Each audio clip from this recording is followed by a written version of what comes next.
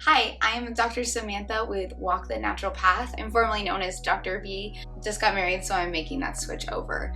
Today, we are going to be talking about movement and fertility.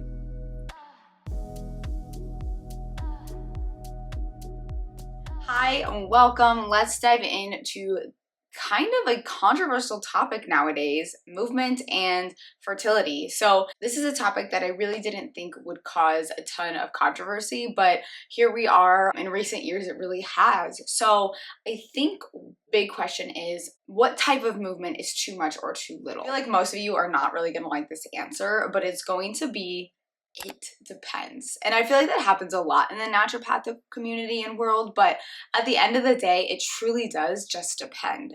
Our bodies are all going to be very different on how it reacts. I like to use the example of the marathon. So I actually have two patients that are currently training for a marathon. For one of them, every single time she trains, she actually loses her period. And for the other one, her cycle somehow becomes regular. They are both training for the same distance. They're probably running about the same. Honestly, their food intake sounds very similar, but one person's cycle completely disappears and the other person's actually improves. So what's the difference here? Honestly, the biggest difference is their individuality. So they're each their own person and their bodies react different to different types of movement. So I kind of start out with that story because I just like to show like how amazing our systems are, but how we are so much our own person. What makes me qualified in actually being able to talk about this movement, not only my doctorate degree, but I actually have an undergraduate degree in exercise science with a minor in chemistry because it doesn't matter as much. But essentially, I studied movement throughout my undergrad. And then I was also a personal trainer. I taught cycle classes and I also taught boot camp classes. So I have a lot of experience with movement and I'm not just kind of someone that's just preaching. I've done it all, right? Like I've really been involved. I've helped people reach their fitness goals. I feel like done my due diligence on this side. And this is why I feel like I can make a whole video about it and I can actually discuss this. So when it comes to movement, how do we know if it's going to be too little or not enough?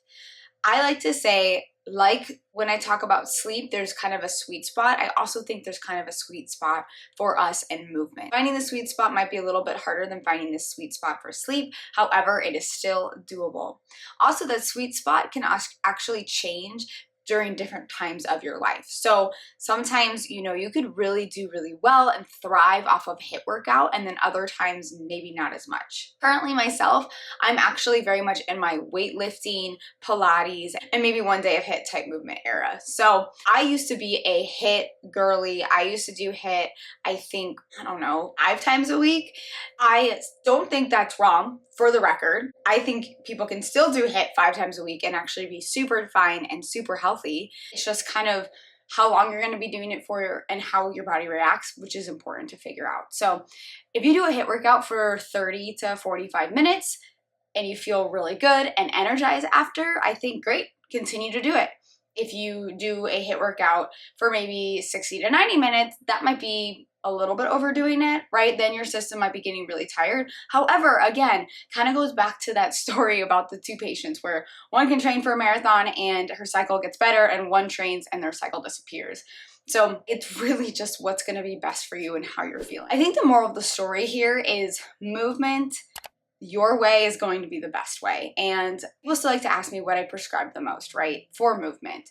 And what I will say, it's usually at least 30 minutes of movement a day. That could be dancing, walking, cleaning, basically any type of movement you can think of, gardening, rollerblading, hiking. I'm just trying to come up with a bunch of things, but you can kind of get the gist, right? Yard work, mowing the lawn. Long story short, 30 minutes of that at least a day. In addition, though, I really like people to actually have exercise, so to get that heart rate up, at least 2 to 3 times a week, at least, minimum. In total, I think it'd be good to have at least 2 hours where your heart rate's actually increasing and getting up, because that does make a difference. We do want to build muscle mass. We do want to test the cardiovascular system. We want to work those things. It's important for many other things besides fertility, for longevity, compression of morbidity, so basically you have a shorter term when you're older that you feel bad. So there's a lot of things that we can get into on that side, but ultimately you know, movement is going to be very, very important. And that's kind of like the bare minimum. Then you have to kind of gauge it for how your body responds and what you like. So kind of just a quick review, right? We want at least 30 minutes of movement daily and at least 2 hours of true exercise a week. And I also say that is, I think there's a trend right now where it's like walking's exercise. Walking is a movement. Technically, if we want to get really technical with the definition of like what exercise is, it might fall under that. However, I don't classify it as that for my patients. I say, I'm willing to walk daily, that's awesome, but I'm not going to actually say that that's going to be your exercise for that week. Because like I said, maybe if we include that hiking, your heart rate's getting up, you're definitely going uphill, going downhill, you are working your body in a different way than just walking would be. So people might hate me for that. I'm so sorry. I know a lot of people liked the idea that walking counted as like their actual exercise, but unfortunately I am not one of those people who's kind of behind that movement. Bottom line, when it comes to movement, you're gonna have to do what feels right for you and what makes you feel good. Ultimately, I like a balance of different types of movement. I really like some weightlifting, some HIIT, some cardio, some light Pilates. A mix or a combination of different types of movement throughout the week, I believe, is going to be the best. At the end of the day, the type of movement that's going to be good for you on your fertility journey depends on you and what makes you feel good and what makes you feel like you are working towards your goal. So for some people, less is more, and for other people, they can still do what they've always done before. I believe that you should always continue to move, and one of my favorite recommendations to getting movement in daily is actually to move in the moment. So what do I mean by this? That means if you're feeling like moving, just do it then. You don't need to get your headphones in. You don't need to, go get the specific workout outfit on. Just get down and do the push-ups or do some lunges or squats or whatever it feels like to you. If you're feeling like walking, just go for a walk right away.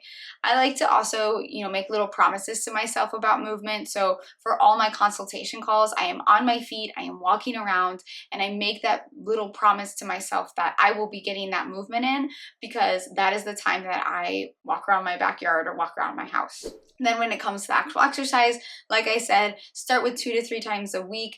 You can work your way up to maybe even 6 times a week if you wanted to, but make sure, again, you have that balance. We don't need to be 6 days a week of something very, very intense that's going to deplete us. You can be a couple days a week for the more intense workouts. Ultimately, a balance is going to be key. Finding your optimal movement is going to be key.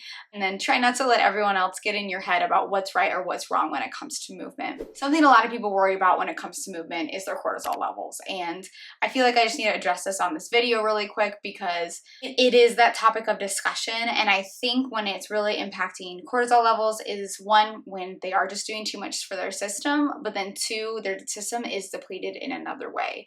Our bodies are made to move, and they're made to push the limits and all of that. And so I feel like if exercise is truly doing harm, if we're really not feeling like we're overdoing it, there might be some other underlying issue, thyroid issue, gut health issue, hormone health issue, or something else that's causing that extra depletion. Maybe we're also having malnutrition.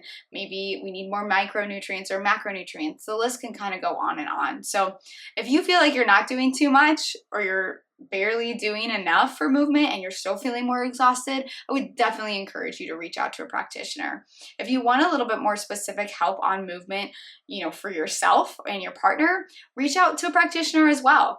I myself would love to help you, or just find someone else that you feel like you really jive with, because at the end of the day, I will say this for the last time, I promise, the movement that's going to be right for you and your preconception care journey or your fertility journey is very specific to you and you alone. So I just wanted to share all of this with you. I think it's, like I said, a topic of major discussion right now. I have people that have told me they've completely stopped working out and they just go on walks because they're so worried that they're impacting their fertility in this way.